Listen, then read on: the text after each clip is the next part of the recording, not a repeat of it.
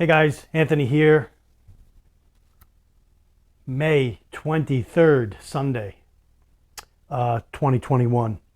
Today's video, I know I haven't put up some videos lately. It's been a little AWOL. That's easily explainable.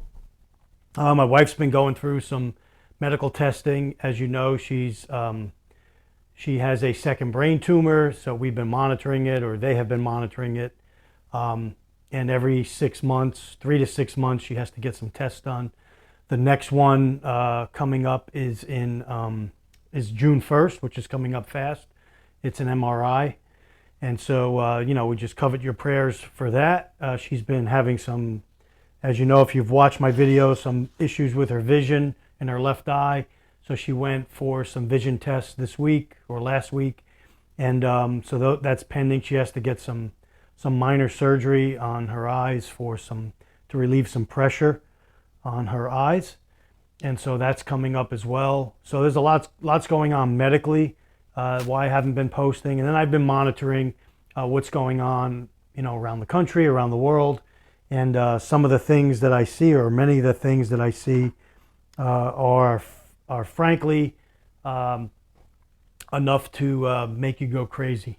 What's going on, what deception is being perpetrated on humanity is just off the charts, and many people are fooled by it. And so the focus of some of my videos, upcoming videos, are going to be exposing some of those lies that are being perpetrated, hopefully being able to talk about it in this type of forum. I know I've got some strikes against me on YouTube, so we'll see what happens with that. But today's video was just an update. I wanted to give you guys. I am putting the final touches on my Get Home bag. And you guys have seen some of my videos on it. I'm creating a PDF of what items are in there. And hopefully when I get that video posted and I show you what I have in there, how I have it set up, I'll attach the PDF, and then you guys can use that as a base for your bags, or look at, hey, he's got this and I don't have that. Maybe I want to swap out some things. So one of the things I want to do is share information on that, because I think it's so important to be prepared in these times that we're going through now, especially if you find yourself having to get home from a location, whatever the event is. You have some peace of mind in that your bag has some items that you can sustain yourself with in that trek back home, or in a situation where you have to hold up somewhere and then make a trek home. You have peace of mind knowing that your bag has some of the things that you need in it. And so the bag, the Get Home bag, or the EDC bag that I have here, is based on a Vanquist Falconer 30. I think it weighed, when I did this sheet last, I think it was 24 pounds, the bag, or 21 pounds. I think it's a little heavier than that now, but I'll weigh it again before I do the next video. It's based on the 10 C's of survival, so it's around those 10 C's, and some of those 10 C's you see here, water being one of probably the most important. Being able to carry some water, also if you collect water, to be able to purify it, and this Lifesaver Liberty is one of those things that will do, I think it's over 200 gallons, and give you drinkable, potable water to drink and to cook with. Food, obviously I'm not going to carry chunky soup cans in the bag, but an example of food has to be in there.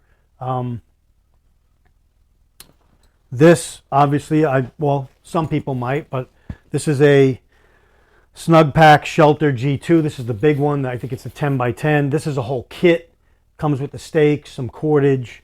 And so this may be a little bit too big for a Get Home bag, but can be carried in a Get Home bag. Maybe something smaller, like the Stasha version of this, which is, I think it's like 5 by 7 or 5 by 8. That could easily be carried in the Get Home bag. This can be carried in a vehicle, kept in your vehicle, and used as like a base station shelter if you needed to. So This is very important as well. Some type of sheltering system. So that's just an example. Obviously, things like toilet paper, important to have in your bag. You see here my Jackery Explorer 1000. This I've been testing out now for, it's got to be a couple of months. This is working fantastic in my van. Right now I have it charging via the AC socket here in the shop.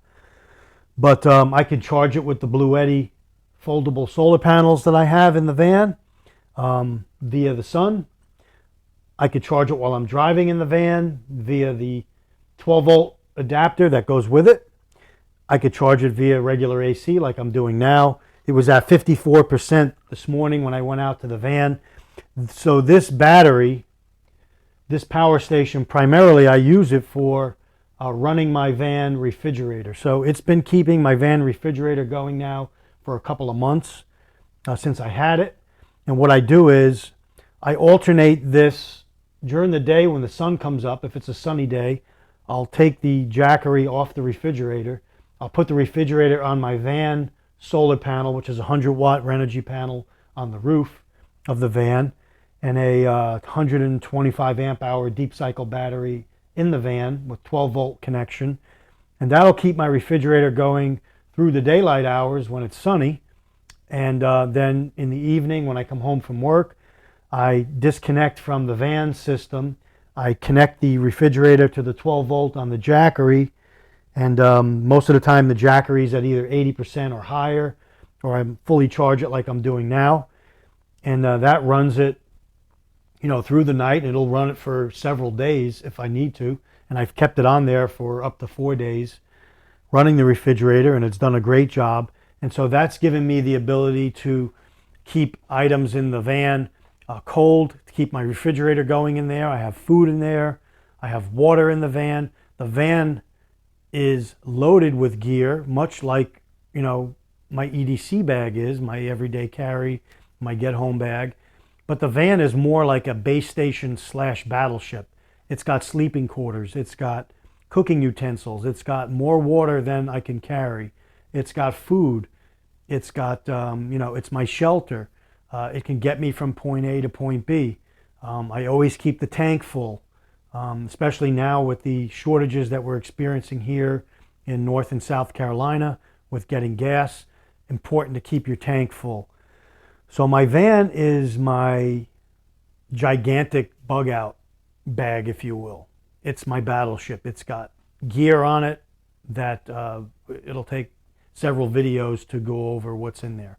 But there's solar, there's communications via ham radio, you know, battery backup, there's solar backup on the roof, blankets, clothing, a restroom, able to go to the bathroom, you know, a portable Thetford camping toilet with running water that can flush. So there's so much in there that can sustain me, you know, from my base, from home. And so that's things you have to be thinking. Is your vehicle able to sustain you while you're away from home? I'm working on getting a hitch for the rad bike so I can carry the rad bike with me, and that gives me some more ability to reach out past the van and ride the bike and get up to, you know, 40 miles distance on a charge on the rad bike, on the electric e-bike. So that's going to give me more options. So look at your options today, what you have, take stock, make lists. I'm doing that a lot now. You know, list what's in your bags so you know. Then on your final version, you know, make it, print it out, fold it up, put it in the bag so when you pull it out or somebody else pulls it out, they know that this bag has these items in it, and it just stops the guesswork, takes the guesswork out, because you may forget over time if you don't use your bag, the items in your bag a lot.